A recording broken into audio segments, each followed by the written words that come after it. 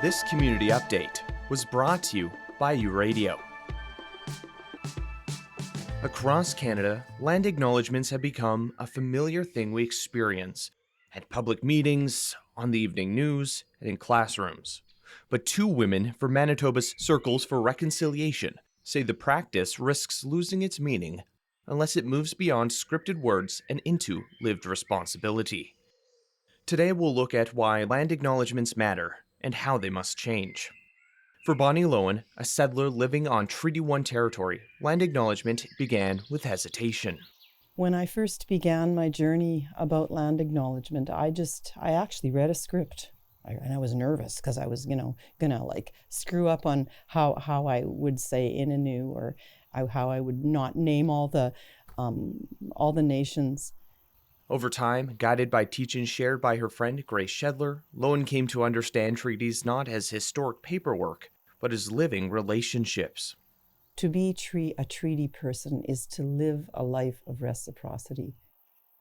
We are not individuals. We are people through other people. We are people through Mother Earth. We are people through other beings. So it's reciprocity.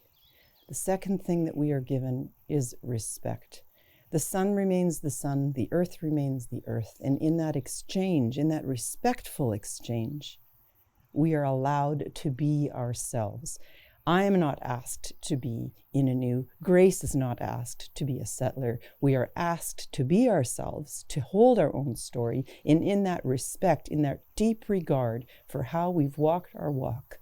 She explains reciprocity means recognizing independence between people, nations, and the land itself.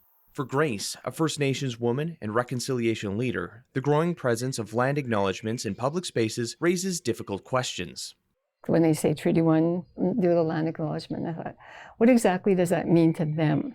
Right? So, and I know what the land means to me, and I know what it means to you, right? It means, but what does it mean when an organization is spurting out the land acknowledgement, saying, I recognize in Treaty 1 territory, and I always wonder if, when they're speaking like that, especially coming from the government, the federal government, that time I used to wonder, where are they going with that? Like, where are they going with that when they say that? Let's go back and talk about my community, God's Lake Narrows. When they come there and they talk about the adhesion to Treaty 5, and they acknowledge that they're on the land, what exactly are they saying? And I still have that question. She says acknowledgements have become more visible since 2015, but often stop at words.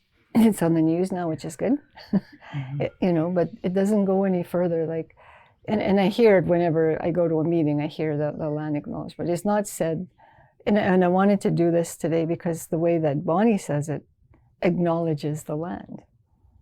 Really acknowledges it. When you just say the script, anybody can read a script. Shedler points to ongoing environmental damage, particularly polluted waterways like the Red River, as evidence that acknowledgement without action rings hollow. I'd like to hear what they're doing about it, like the water, for example. I'd like to hear what you're doing about, the filthy Red River. Like, what can be done about it? Can anything be done about it? Like, what can it be fixed? I don't know. Both women caution against what Lowen calls a colonized approach to land acknowledgement, one focused on perfection, correctness, and box checking rather than humility. The notion that you're going to get a land acknowledgement right, you're going to do a complete, perfect, correct kind of version of it, that's a colonized understanding of the mind and heart and body. Like, we never we're not here to get it right. We're here to step into a relationship or acknowledge the relationship and be humbled by the relationship. So it's not like we're here to get some kind of like polished, correct thing done. We're here to be shaped by it. We're here to be moved by it. Instead, they call for acknowledgements grounded in curiosity. Shedler adds that listening to the land itself is essential, watching migrating geese, walking in forests, and noticing what the earth reveals. we used to hang out in the forest quite a bit when we were children. And even as adults, I mean, we did out.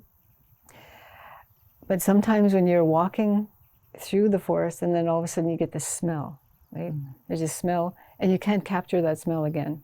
You can't find it again. I'm sure everybody has experienced that. That's walked through the forest.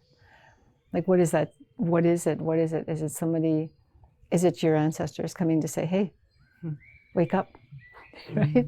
Or what is it? Like, I always, I mean, these strange things go through my head. At a time of political division, environmental crises, and growing fear, both women believe land acknowledgements still hold power if treated as a sacred responsibility rather than a statement. You're listening to U Radio, where diverse voices connect. Stay tuned for more stories and insights that matter. With U Multicultural and the Local Journalism Initiative, I'm Ryan Funk.